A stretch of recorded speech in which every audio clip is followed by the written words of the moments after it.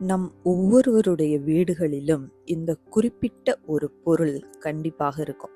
இந்த பொருள் இல்லை என்றால் நம்முடைய உணவு சுவையே இருக்காது. கண்டிப்பாக நீங்க அது என்ன பொருள் அப்படின்றத கெஸ் பண்ணியிருப்பீங்க. கெஸ் பண்ணியிருந்தீங்கன்னா கமெண்ட்ல சொல்லுங்க. எஸ், உப்பு. உப்பில்லாத பண்டம் குப்பையிலே அப்படின்றது நம்ம கேள்விப்பட்டிருப்போம். உப்பு குறைவானா எந்த சுவையுமே இருக்காது. உப்பு அதிகமானா அதை கொட்டி விடுவதை தவிர வேறு எந்த ஒரு யூஸுமே கிடையாது. கர்த்தர் நம்மை பார்த்தும் சொல்கிறார், நாம் ஒவ்வொருவரும் இந்த பூமிக்கு உப்பா இருக்கிறோம் என்று. மத்தேயு 5:13 சொல்லப்பட்டிருக்கு, நீங்கள் பூமிக்கு உப்பா இருக்கிறீர்கள். உப்பானது சாரமற்று போனால் எதினால் சாரமாக்கப்படும்?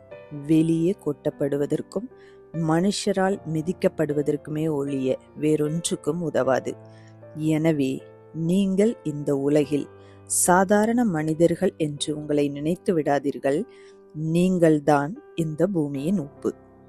ஏன் இயேசு கிறிஸ்து எவ்வளவோ பொருட்கள் இருக்கின்ற இடத்துல உப்பை மாத்திரம் பைபிள்ல குறிப்பிட்டு சொல்லியிருக்காரு அப்படின்னு என்னைக்காவது நீங்க யோசிச்சிருக்கீங்களா? எஸ், உப்போட மதிப்பு அதிகம்.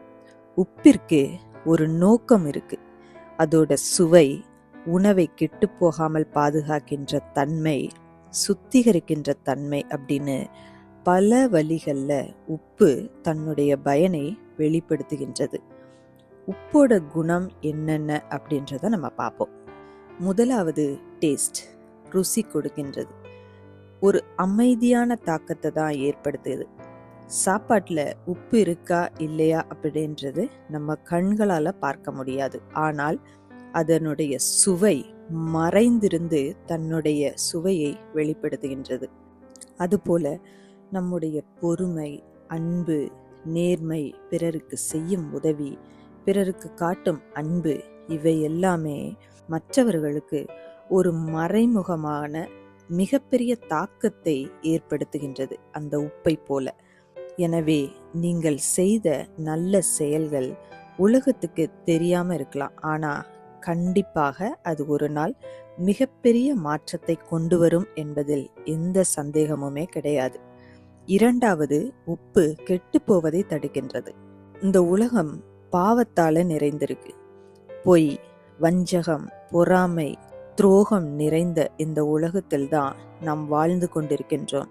ஆனால் நீங்கள் கர்த்தரை தன் தெய்வமாக கொண்டு அவர் கூட நாம் நடக்கும்போது, அவர் அன்பால் நடக்கும்போது, உண்மையாய் அவர் கூட நடக்கும்போது, அந்த அன்பு மற்றவர்களை காப்பாற்ற அந்த உப்பை போல உதவுகின்றது.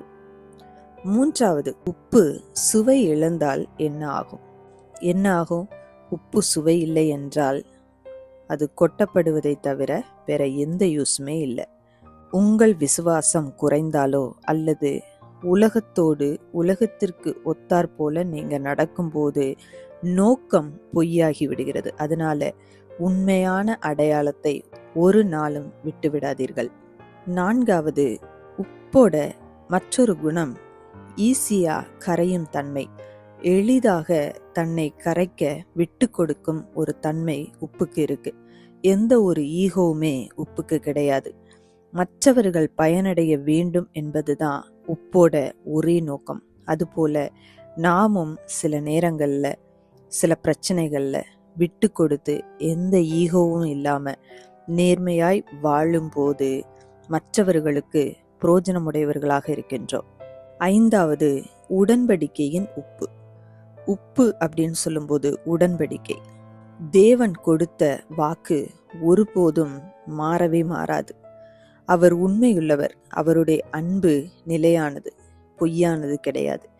என்னாகமம் 18:19 சொல்லுது, இஸ்ரவேல் புத்திரர் கர்த்தருக்கு ஏறெடுத்து படைக்கின்ற பரிசுத்த படைப்புகளை எல்லாம் உனக்கும் உன் குமாரருக்கும் உன் குமாரத்திகளுக்கும் நித்திய கட்டளையாக கொடுத்தேன். கர்த்தருடைய சந்நிதியில் இது உனக்கும் உன் சந்ததிக்கும் என்றைக்கும் செல்லும் மாறாத உடன்படிக்கை என்றார் என்று சொல்லப்பட்டிருக்கு. ஆறாவது, உப்புக்கு குணமாக்கும் தன்மை இருக்கு. எலிசா உப்பை பயன்படுத்தி தான் தண்ணீரை சுத்தமாக்கினார். தேவன் உங்களையும் பயன்படுத்தி மற்றவர்களை குணமாக்க வல்லவர். 2 ராஜாக்கள் 2ஆம் அதிகாரம் 19ஆம் வசனம் முதல் 22ஆம் வசனம் வரை சொல்லப்பட்டிருக்கு. எலிசா இருக்கின்ற நகரத்துல மக்கள் சொன்னாங்க, இந்த நகரம் நல்லதுதான், ஆனால் தண்ணீர் தான் கெட்டதுன்னு. எலிசா உடனே ஒரு பாத்திரத்துல உப்பு கொண்டு வந்து அந்த தண்ணீர்ல போடுறாரு. உடனே தேவன் சொன்னார், இந்த தண்ணீரை நான் சுத்தமாக்கினேன் என்று. அதனால நாமும் இந்த உப்பை போல மற்றவர்களுக்கு பிரயோஜனமுள்ளவர்களாக வாழ தேவன் நம்மை படைத்திருக்கின்றார். அதனாலதான் நீங்கள் பூமியின் உப்பு அப்படின்னு பைபிள்ல நம்மை பார்த்து சொல்லியிருக்கின்றார். இந்த வீடியோ உங்களுக்கும் பிடித்திருந்தா மறக்காம லைக் பண்ணுங்க, உங்க ஃப்ரெண்ட்ஸுக்கு ஷேர் பண்ணுங்க. இன்னும் இது போல நிறைய நியூ வீடியோஸ் வேணும் அப்படின்னு நினைச்சீங்கன்னா கமெண்ட்ல சொல்லுங்க. மீண்டும் சந்திப்போம். நன்றி.